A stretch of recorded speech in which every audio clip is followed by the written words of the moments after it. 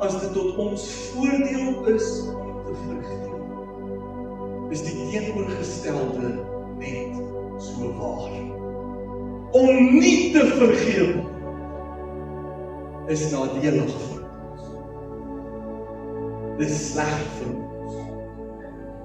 Dit is glad goed.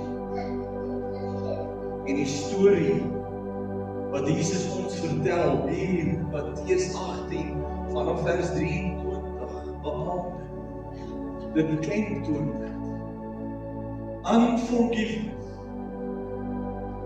imprisons the person who refuses to forgive. And on that note, I don't know about you, but I think it's time for some good news. Amen. I think it's time for some good news. En die goeie nuus is, jy hoef nie langer in daai tronksel toegesluit te wees nie.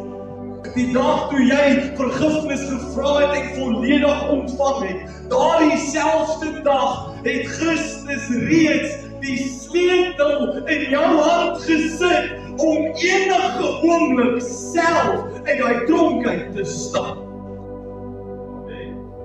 When we forgive, we set a prisoner free, and that prisoner is ourselves.